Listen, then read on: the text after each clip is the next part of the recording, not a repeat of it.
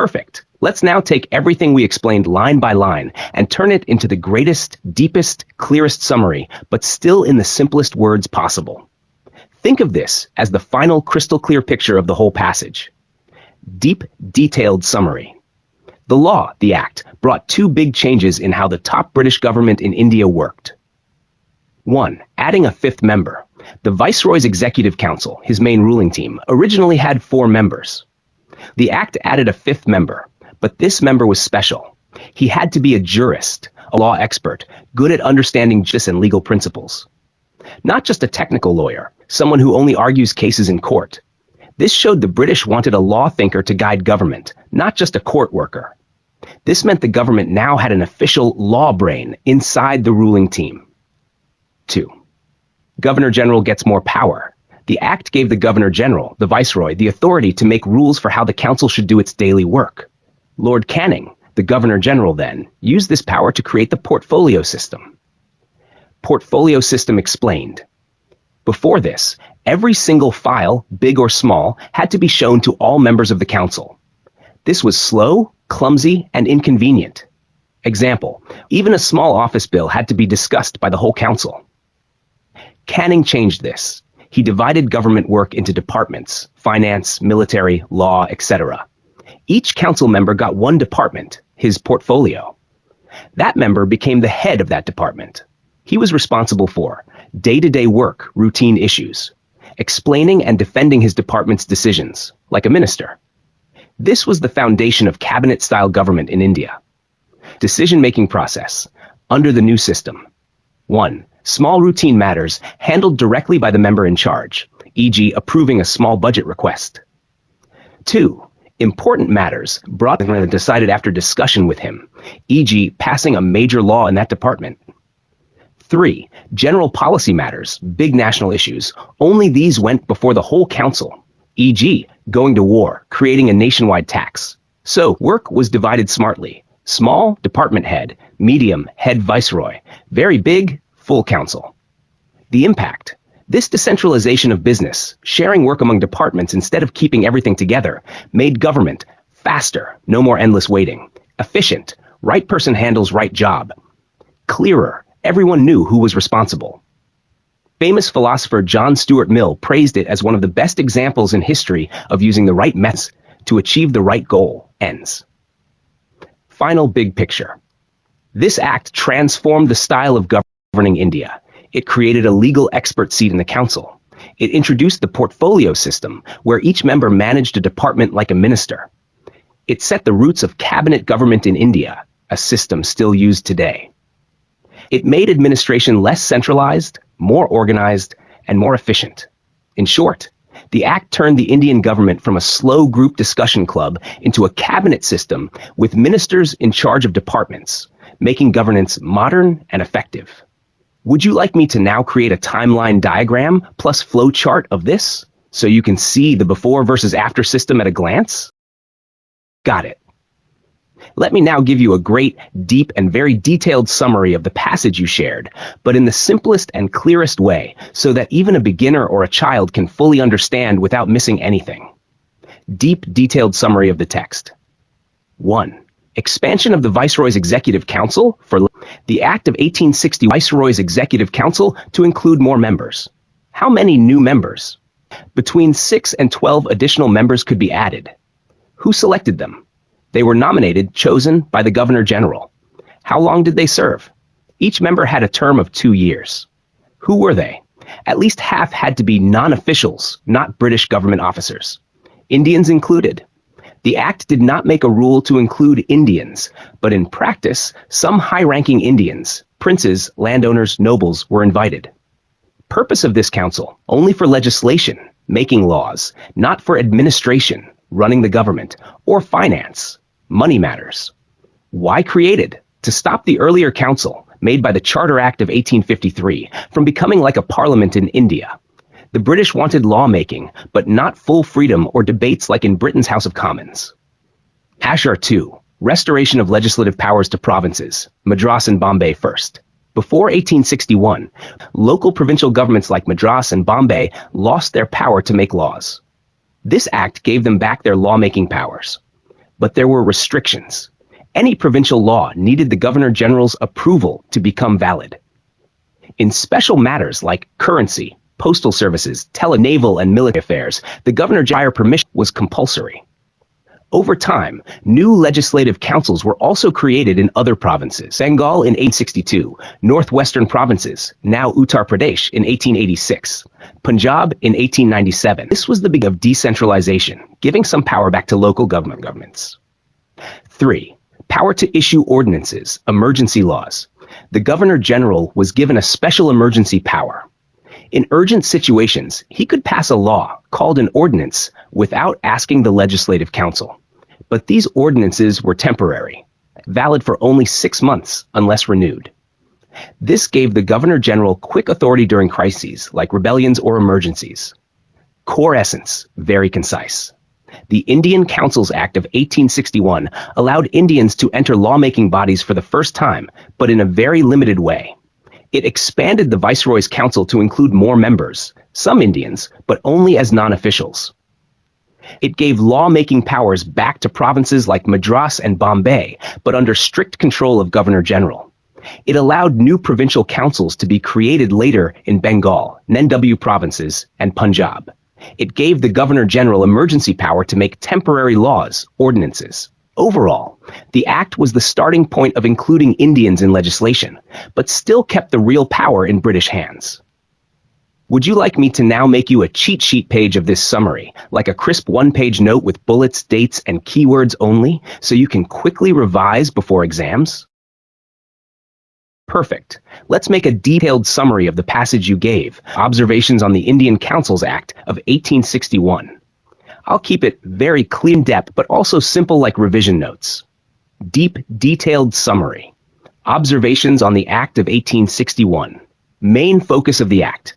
The Act of 1861 was important because it helped build and strengthen the structure of the British Indian government step by step.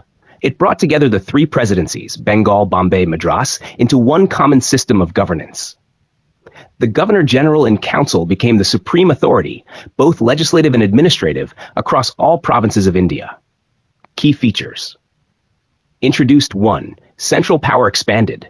The Governor-General's Council, the central government in India, got the authority to make laws for all of India. This removed the idea of each presidency working separately without coordination. 2. Provincial power given, legislative devolution. For the first time, Bombay and Madras were given power to make laws for their own provinces.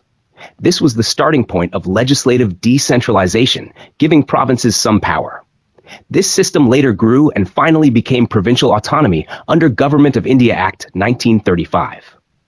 3. Inclusion of local needs and knowledge. For the first time, the British admitted that India's local conditions were different, so governance should consider them. To achieve this, they allowed local councils, new or revived, non-official members, not British officials, even a few Indians in councils, but only for advice, not for real power. Limits of the Act. It was not a federal system like in the USA.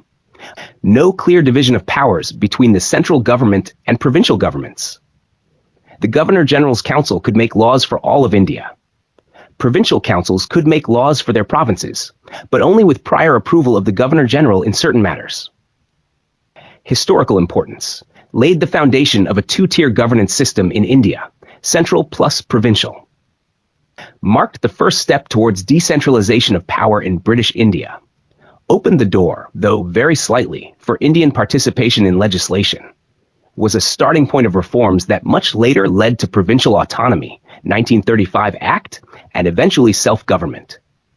In short, the Indian Councils Act of 1861 centralized British control under the Governor-General, but also introduced limited decentralization by giving provinces like Bombay and Madras power to make laws.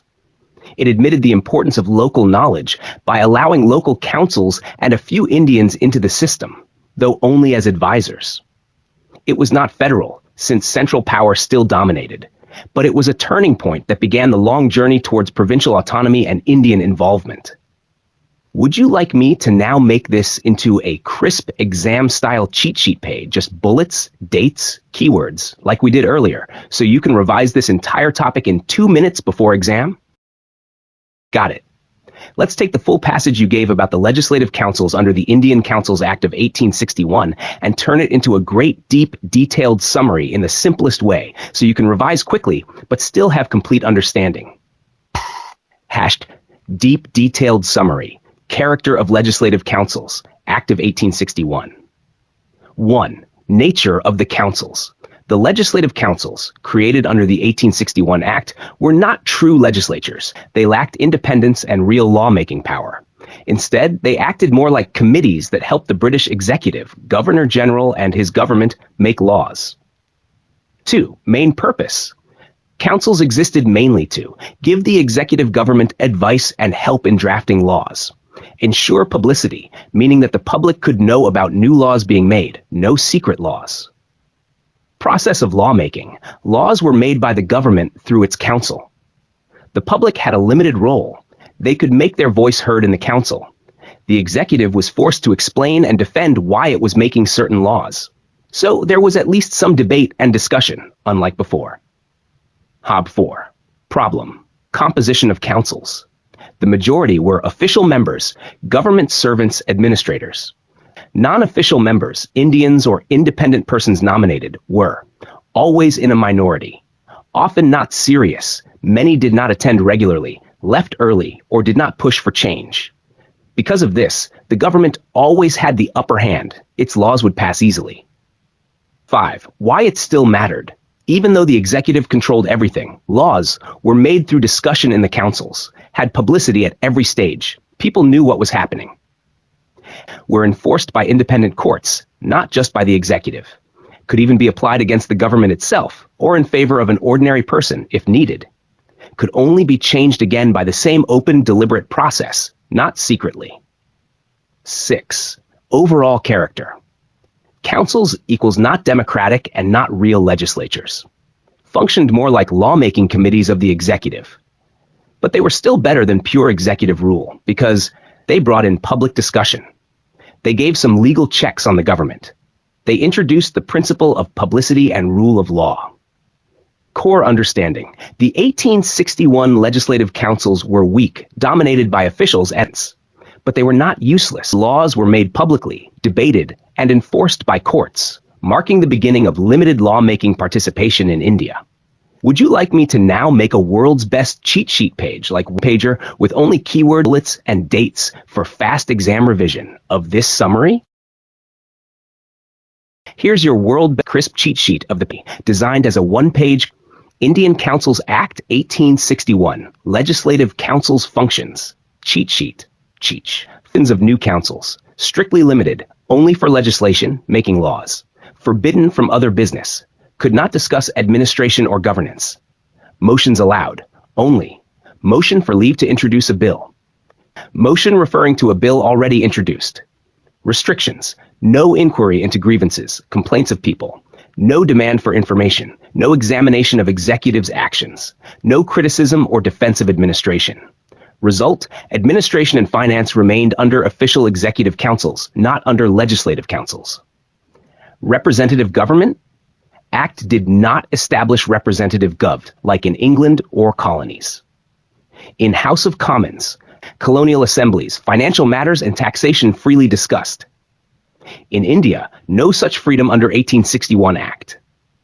Statement of Sir Charles Wood, Secretary of State, while introducing bill, made it clear, no plan to make legislative councils truly representative.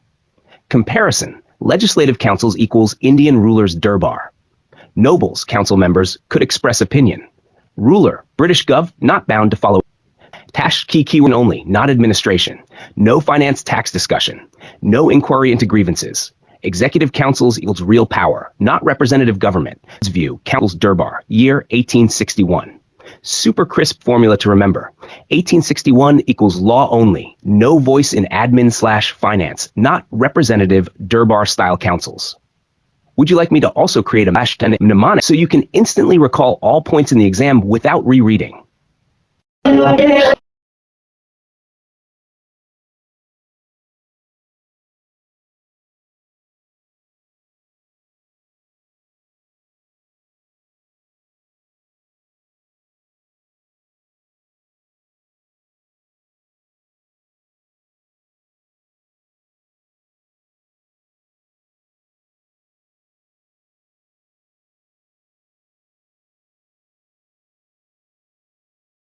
Perfect.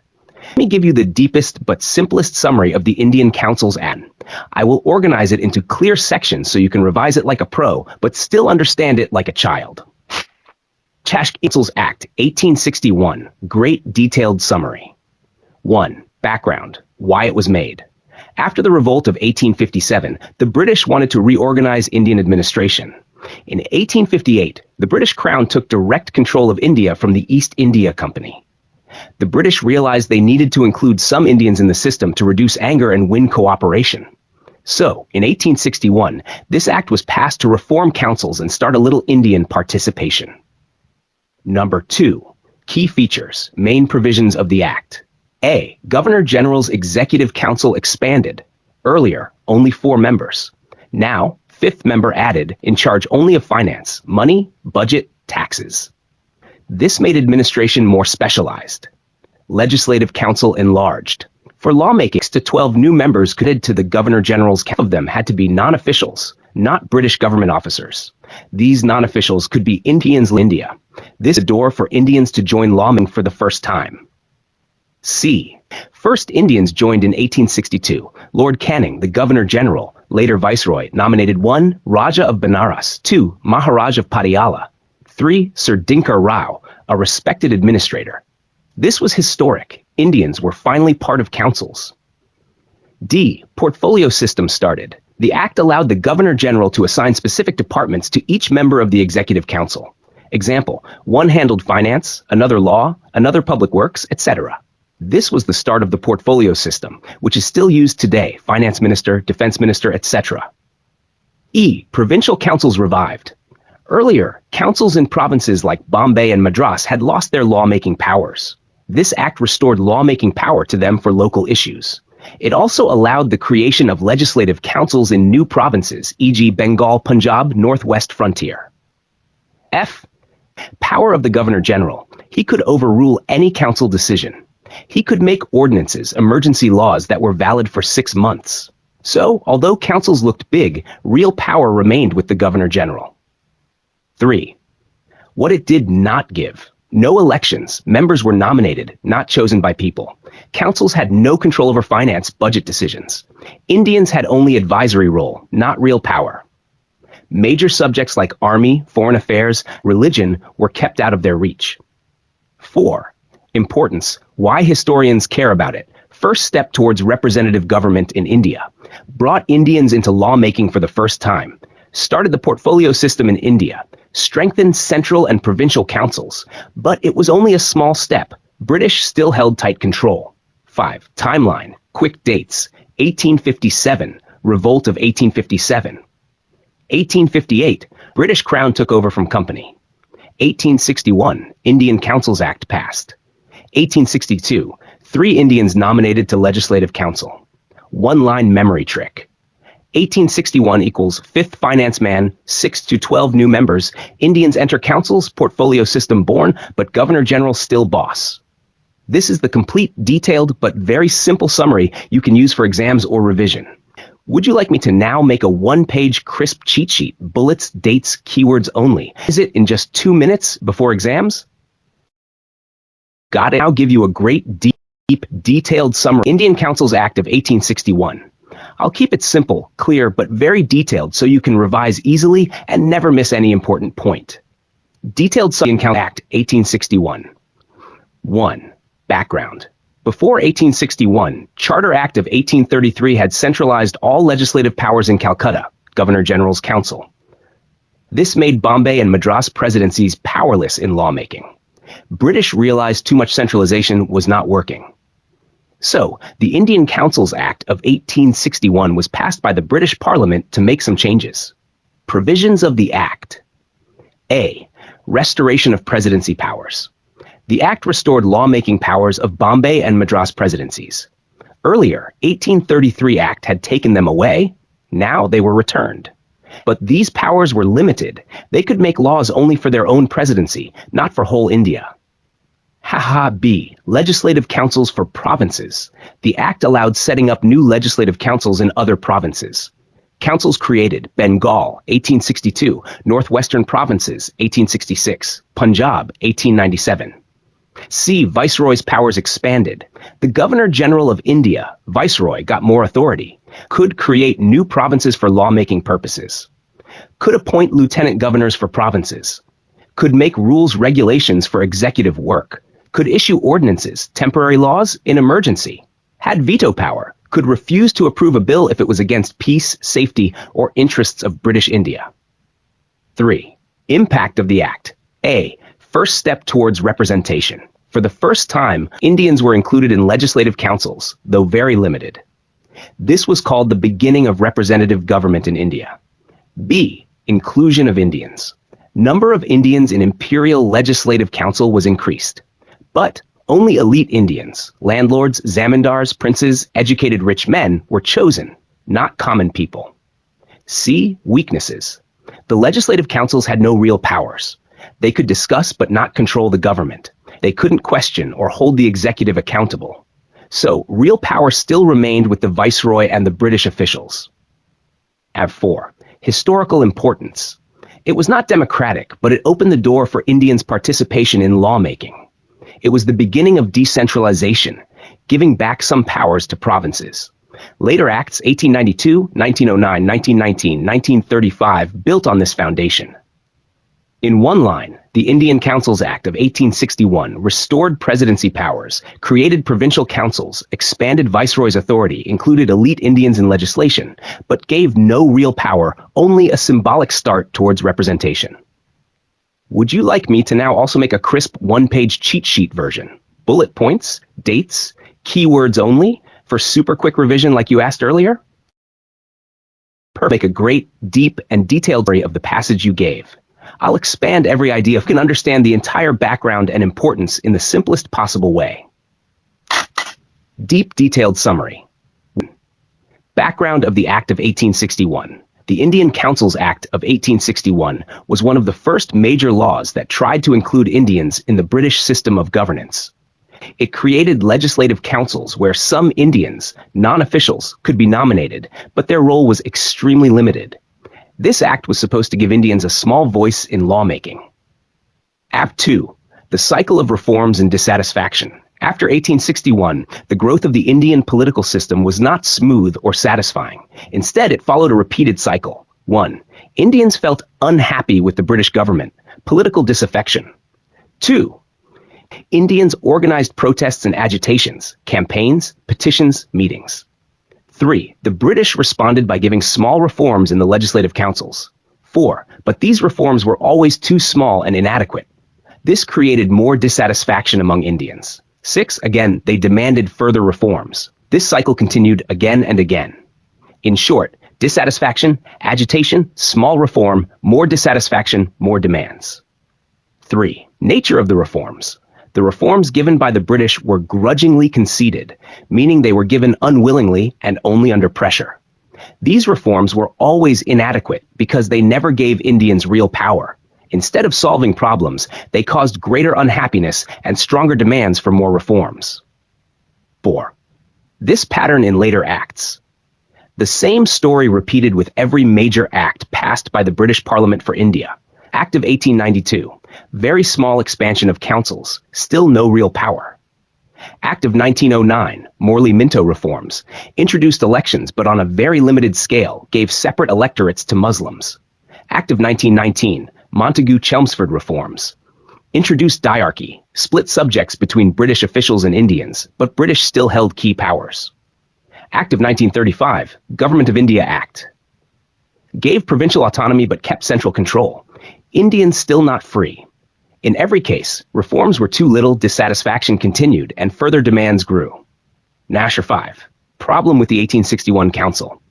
The Legislative Council created in 1861 did not meet Indian expectations. Why?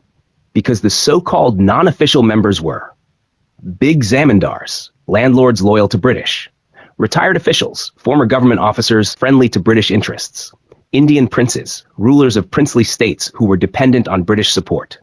These people did not represent the ordinary Indian people. They were wealthy elites, disconnected from the daily struggles of peasants, workers, and common citizens. Number 6. Core message. The Act of 1861 started a pattern in Indian constitutional development. Indians never got enough real power. The British gave only small reforms, always reluctantly. The representatives chosen were elites who did not understand ordinary people. This led to constant dissatisfaction, agitation, and stronger demands, which shaped the future acts of 1892, 1909, 1919, and 1935. Final takeaway, exam-ready one line. The Act of 1861 and subsequent reforms marked the beginning of a cycle where limited and reluctant reforms by the British failed to meet Indian aspirations, caused political dissatisfaction, and led to continuous demands for greater reforms until independence. Would you like me to now create a crisp one-page cheat sheet version with bullets, dates, and keywords only, like a last-minute exam revision page, of this detailed summary?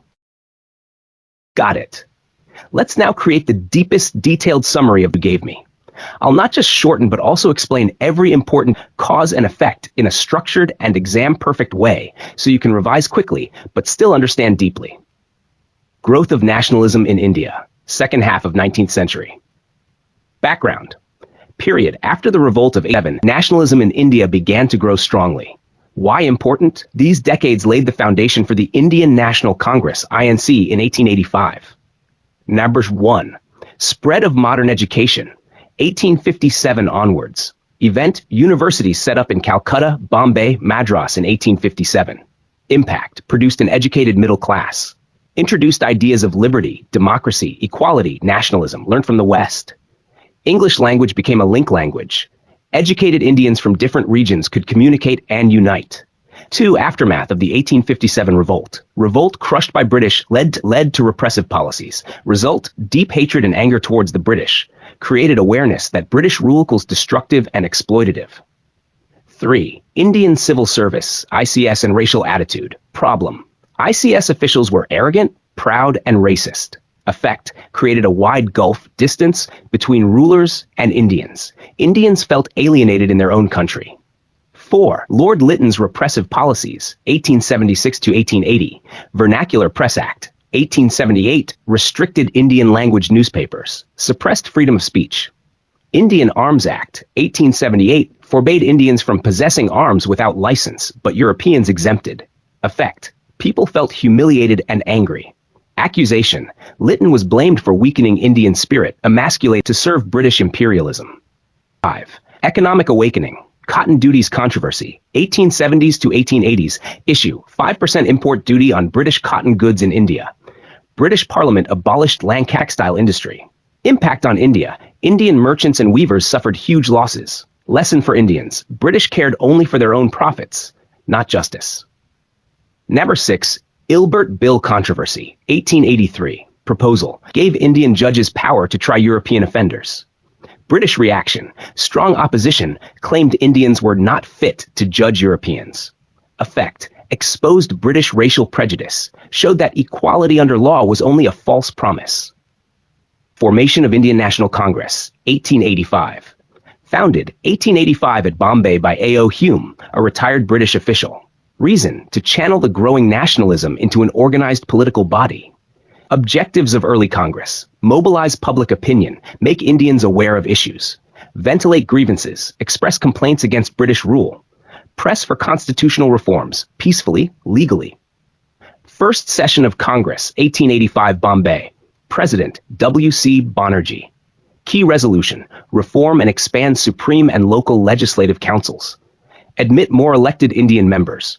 Create legislative councils in NW provinces Ode Punjab. All budgets must be referred to these councils. Councils should have power to question the executive on administration. Conclusion. By 1885, India's British rule was justice was impossible where British interests were involved. Therefore, Indians began uniting politically through the Indian National Congress. This was the deepest possible summary. Clear timeline plus causes, events, consequences shows why nationalism grew and why INC was founded in 1885. Do you also want me to create a one-page crisp cheat sheet version of this? Just keywords, dates, events, and short notes for instant revision? Perfect. Let's now create the deepest detailed summary of the passage you gave me about the early British government's changing attitude towards Congress and the lead-up to the Indian Councils Act of 1892. I'll make it very clear, step by step, with all the important points covered. Deepest detailed summary. 1. Early British attitude towards Congress. In the beginning, 1885 to 1888, British government behaved in a friendly and sympathetic way towards the Indian National Congress. They allowed Congress sessions to be held and did not openly oppose them at first. Change in attitude, 1888. By 1888, the British changed their approach. Lord Dufferin, Viceroy of India, 1884 to 1888, openly attacked the Congress. He described Congress as microscopic minority, meaning it represented only a very tiny section of Indians, mainly educated elites, not the masses. A big jump into the unknown, meaning Congress demands were dangerous, uncertain, and unrealistic. This showed the government now wanted to undermine Congress and reduce its political importance. 3. Lord Dufferin's double policy. Even though he criticized Congress, Dufferin was a clever statesman. He secretly understood Congress had long-term significance. Therefore, he sent proposals to England suggesting reforms, formed a committee of his council in India. 4. Committee's plan under Dufferin. The committee suggested enlarging provincial councils, making them bigger, enhancing their status, giving them more importance, multiplying their functions, allowing them to do more work, partial introduction of elections, some members to be chosen by Indians, not all nominated, liberalization, make councils look more democratic and political. But Dufferin clearly warned, these reforms should not be mistaken as setting up a parliamentary system like Britain. He strongly denied any plan to give India full self-government. 5. Purpose of the reforms. The reforms aimed not at India democracy, but only at allowing a few Indian gentlemen, educated, influential, respected by their community, to advise and assist British rulers. In short, Indians could advise, but not govern. Number 6. Role of Britain, Conservative Ministry. Based on these proposals, Lord Cross, Secretary of State for India, introduced a bill in 1890 in the British Parliament, House of Lords. Progress was very slow, snail-slow speed. After 2 years, in 1892, it finally became law, known as the Indian Councils Act, 1892. Key takeaways, 1885 to 1888, friendly attitude of British towards Congress. 1888, change, Lord Dufferin's attack, microscopic minority. Double policy, public criticism plus secret reform proposals. Committee reforms, bigger councils, more powers, some elected members. Warning, no parliamentary system like Britain. Purpose, allow few elite Indians to advise, but keep real power with British. 1890 Bill. 1892 Law. Indian Councils Act of 1892 passed. This is the deepest detailed summary. Every twist, motive, and step from friendly attitude, attack, secret reforms, 1892 Act is explained. Do you want me to now make this into a one-page exam revision cheat sheet? Bullets, keywords, dates only, like I did earlier? Great, here's a deep, detailed, exam-ready summary of the Indian Councils Act, 1892, and its political context, written clearly and simply so you can fully understand its meaning, limitations, and long-term importance. Deep, detailed summary. Indian Councils Act, 1892. 1. Short context. Why it came. By the late 1880s, the British attitude to the Indian National Congress shifted from mild tolerance to suspicion. Lord Dufferin publicly criticized Congress in 1888. Quietly, Dufferin and his committee recommended limited reforms to involve a few Indian leaders in councils, to co-opt them, not to transfer real power. Based on those proposals, the British government introduced a bill, 1890, that passed slowly and became law in 1892. Number 2. Main aim of the Act, to adjust the composition and limited functions of central and provincial legislative councils so that a few more non-official, mainly Indian members could be included and have restricted voice in administration, not intended to create responsible government or to set up a parliamentary system. 3. Key provisions. Central, Imperial Legislature. Additional members allowed. Minimum 10, maximum 16 additional members could be added to the Central Council.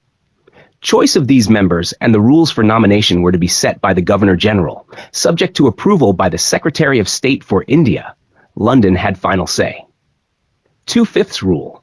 Up to 40%, 2/5 of council members could be non-officials, i.e., not government officers. These non-officials were partly nominated and partly elected.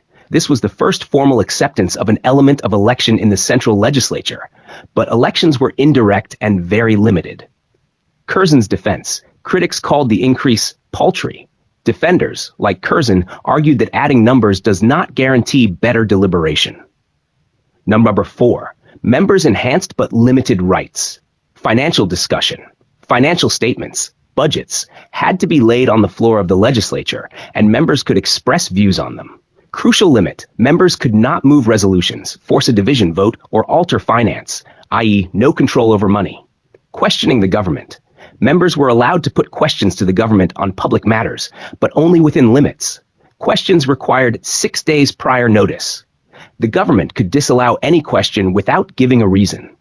In short, speech allowed, power withheld. Number 5. Provincial councils, numbers and powers. Additional members allowed. Bombay and Madras, minimum 8, maximum 20 additional members. Bengal, maximum 20.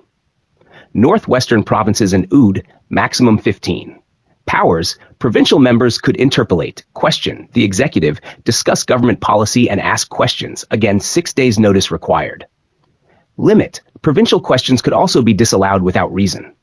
No real control over provincial finances or executive responsibility. Number 6. Nature of the election introduced. Not direct popular franchise, instead indirect or nominative. Local bodies, municipalities, boards, chambers, universities could recommend Electoral College, but the Governor-General and ultimately London retained the power to nominate or confirm. This meant the principle of elect partly and tightly conceded. Number 7.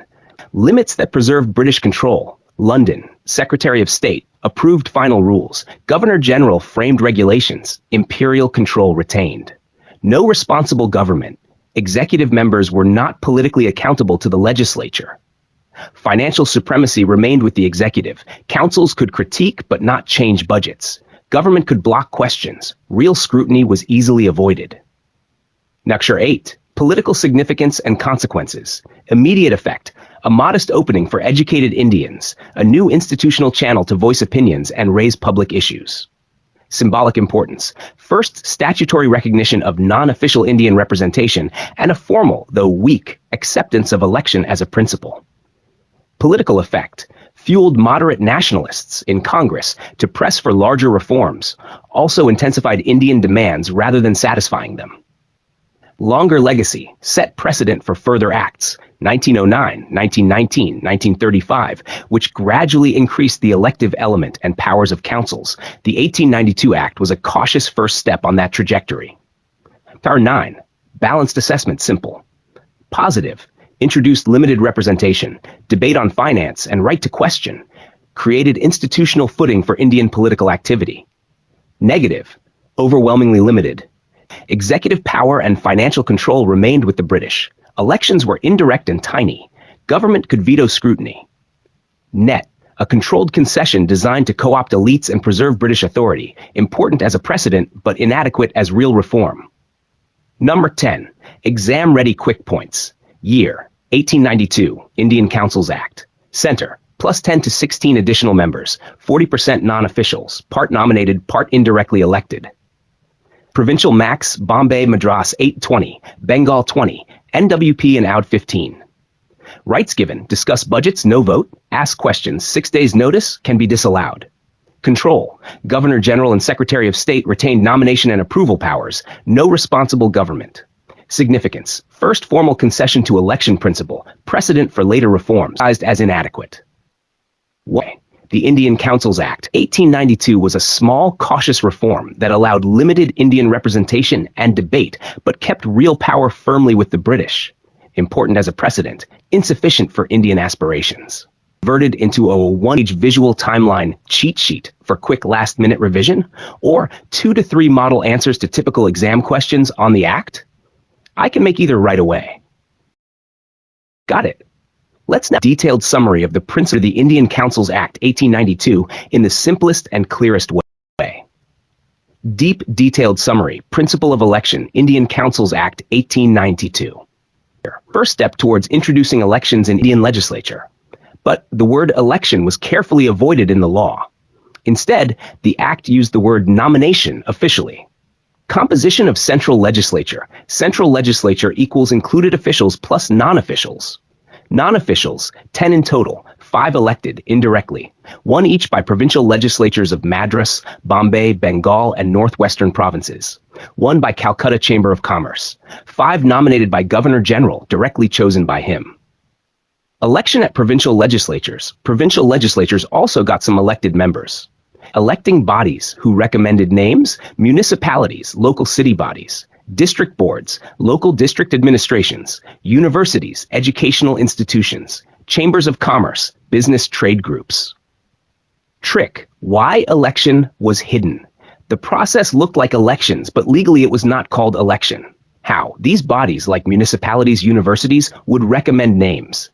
The Governor General, for center, or provincial governor, for provinces, would nominate the chosen person. So officially they were nominated, not elected.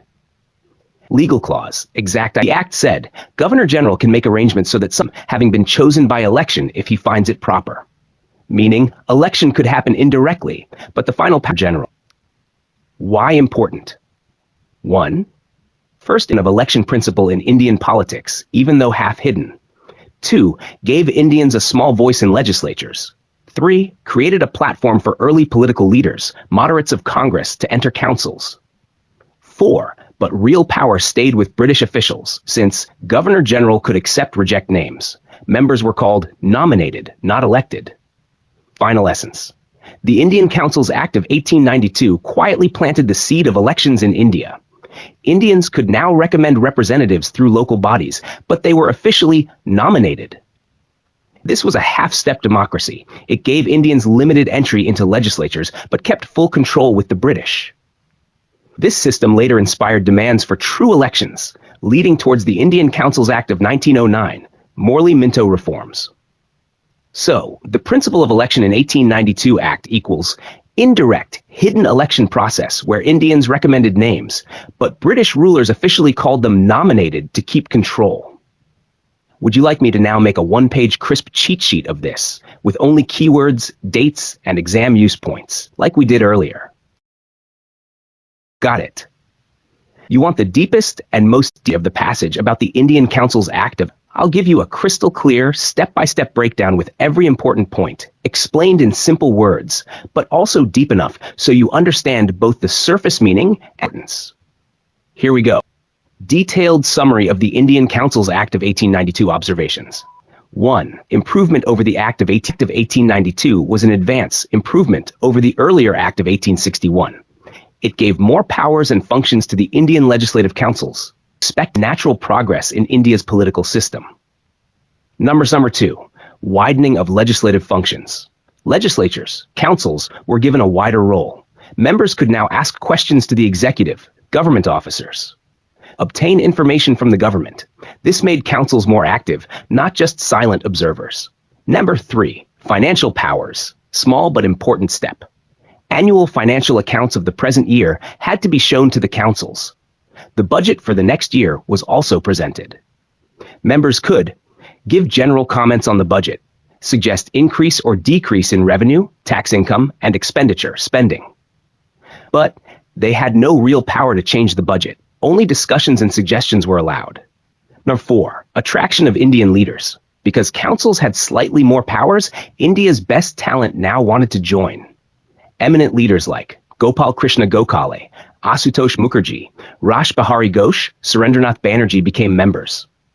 These leaders showed eloquence, powerful speech, political wisdom, mature political ideas, patriotism, love for India. This proved Indians were capable of parliamentary work, like in Britain. Number 5. Enlargement of councils. The number of members in councils was increased both at the center, main council in Calcutta, in the provinces, Bombay, Madras, Bengal. At the center, maximum and minimum number of additional members was increased by 4, compared to Act of 1861. The number of non-officials, not government officers, also increased by 4. In the provinces, councils in Bombay, Madras, Bengal could now have up to 20 additional members. Out of these 20, 9 equals officials, government officers. 4 equals nominated non-officials, private persons selected by government. 7 equals elected, chosen by special bodies. Number 6. Who could elect members? The 7 elected members were chosen by special groups, not by general public voting. These groups were district boards, local governing bodies in districts, municipalities, city councils, universities, educated community, chambers of commerce, businessmen's groups. This system was not direct democracy, but a limited, indirect election. Number 7. Recognition of the principle of election. For the first time, the principle of election was recognized.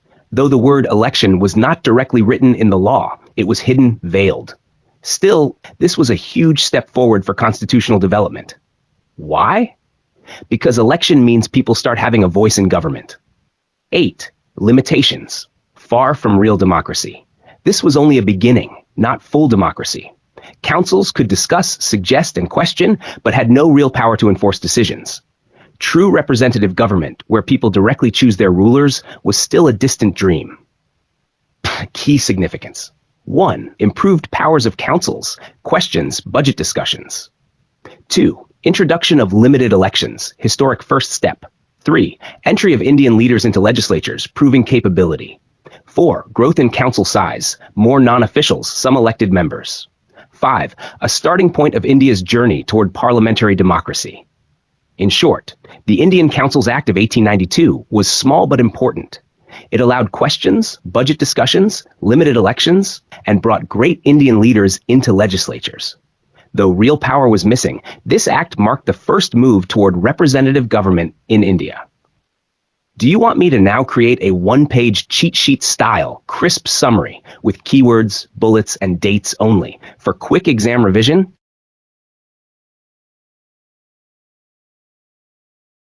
Perfect. Let's now make a great, deepest, detailed summary of the passage you gave. Criticism plus conclusion of the Indian Councils Act of 1892. I'll break it down clearly into main ideas, explanations, examples, and significance is missed. Deepest, detailed summary of the Act of 1892. 1. Defects of the Act of 1892. The Act failed to satisfy Indian. Though it gave some reforms, Indian leaders of the time felt it was too limited and not real self-government. 2. Criticism in Indian National Congress sessions. The Act was criticized again and again in successive Congress meetings. Main complaints, shortcomings. 1. Election system, fake roundabout. It was not true election. Local bodies, like municipalities, universities, chambers of commerce, could recommend members. But the government had the final right to accept or reject those names. In reality, this was just nomination disguised as election. 3. Weak powers of legislative councils. The functions, powers of councils were very limited. Members had no real authority. They could not ask supplementary questions, follow-up questions. The government could disallow any question without giving reasons. They had no real control over budget, money matters. They could discuss some matters, resolutions, or vote. 4. Faulty representation, election rules. Rules of election were unsatisfactory and unfair. Some classes were overrepresented, Europeans, zamindars, etc. Others got no representation at all, ordinary Indians, Indian merchants. Examples, in Bombay Presidency, out of 6 seats, 2 were given to European merchants, but none to the Indian mercantile, business, community. 2 seats were given to Sindh region, but none to Pune and Satara, big Indian regions. 5. Detailed example, Gokal's observation.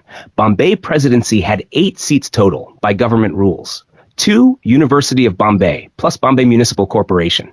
2, European Mercantile Community, European traders. 1, Sirdars of Deccan, local chiefs, nobles. 1, Zamindars of Sindh, landowners. 2, general public, Indians in general. So, Europeans and elites got more importance than common Indians. Dadabhai Naoroji's criticism, Lahore Session, 1893. Naoroji called the act hollow and meaningless because members could not propose resolutions on financial matters. They could not divide the council, no voting power. Rules made under the act were not open to change amendment. Conclusion, real power remained with the government. Indians were still under arbitrary, one-sided, dictatorial rule. Number 7. Final conclusion. Yes, the act was disappointing. It gave only very small reforms. It fell far short of Congress demands, which wanted full control, real elections, and true budget powers. But still, the act had importance. It introduced the principle of election for the first time, even though weak. It allowed limited discussion of the budget. It gave a slight role to Indian representatives. This became a first step toward parliamentary government in India. Act of 1892, first-time elections introduced, but they were fake indirect. Representation unfair. Europeans got more, Indians less. No real powers, only discussion, no resolutions, no budget control. Criticized strongly by leaders like Gokhale and Dadabhai Naoroji. Still, paved the way for future reforms. Next was Indian Councils Act 1909, Morley-Minto reforms. This summary gives both sides, defects, major criticisms, importance, stepping stone for future reforms. Would you like me to now make this into a crisp one-page cheat sheet with only keywords, dates, and bullet points, like exam notes, very short, easy to revise? Absolutely. The deepest, most detailed yet crisp summary of the Indian Councils Act 1892 exam revision. Indian Councils Act 1892 deepest detailed summary. 1. Significance. Seen as first step towards parliamentary democracy in India. Introduced Indian participation in governance, though limited. Historical milestone. Beginning of legislative reforms and indirect elections. 2. The Act. To increase Indian representation legislative councils. To expand powers of council. Discussion of budgets and questions to executive. To introduce indirect elections for non-official members. Obtain official control in all councils. 3. Key features.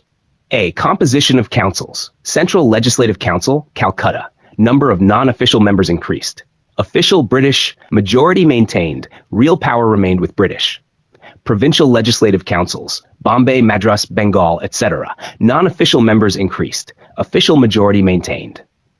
B. Powers and functions. Councils allowed to discuss budgets, government income and expenditure, address questions to executive, viceroy, governors, and officials. Limitations. Could not ask supplementary follow-up questions. Still no real control over policy or finances. C. Nomination of members. Central Council. Non-official members nominated by Viceroy. Recommendations came from provincial councils and Bengal Chamber of Commerce. Provincial councils. Members nominated by governors. Recommendations came from district boards, municipalities, universities, trade associations, chambers, zamindars, landlords. D. Indirect elections. Limited provision for indirect election of some non-official members. Indirect election equals members chosen through local bodies, not direct voting by people. The word election was not used in the Act. 4. Impact. Introduced Indian voices in legislative process, but power still rested with British. Set precedent for future reforms. Morley-Minto 1909, Montagu-Chelmsford 1919. Began gradual political awakening in India. 5. Keywords to remember. Non-official members, Indians not employed by British Govt. Official majority, British officials retained control. Indirect elections, local bodies nominate candidates. Viceroy governor, final authority for nomination. Limited powers, can discuss budgets and ask questions but no real authority. In one line, the Indian Councils Act 1892 increased Indian representation, allowed indirect elections, and expanded council functions, but kept real power with British officials, marking India's first step towards parliamentary democracy.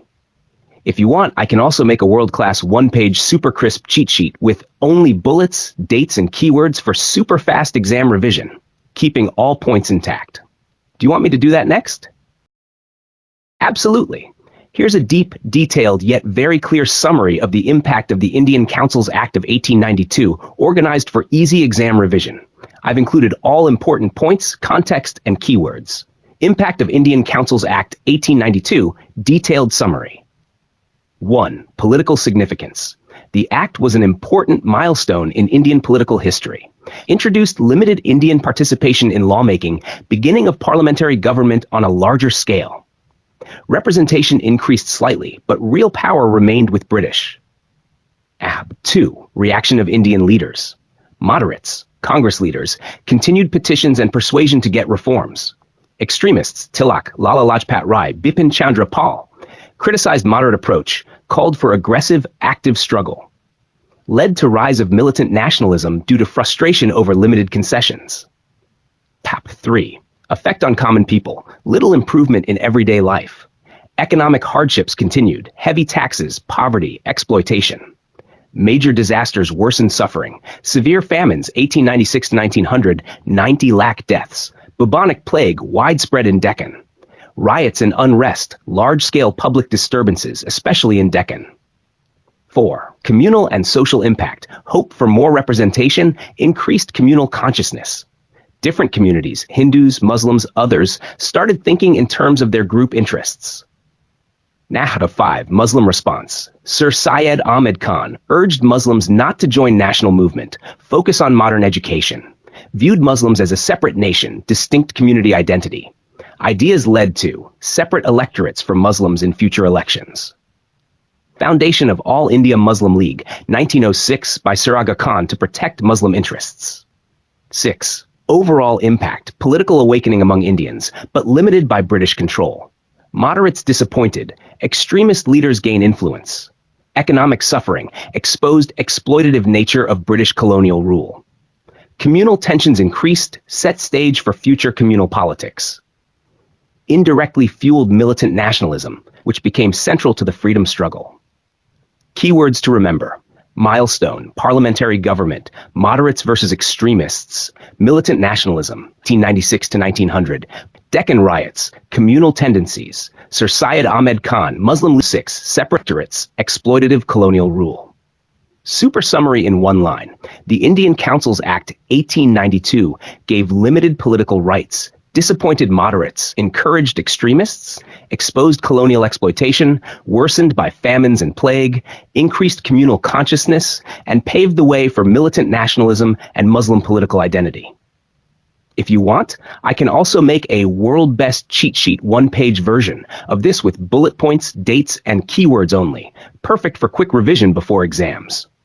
Do you want me to make that cheat sheet version too?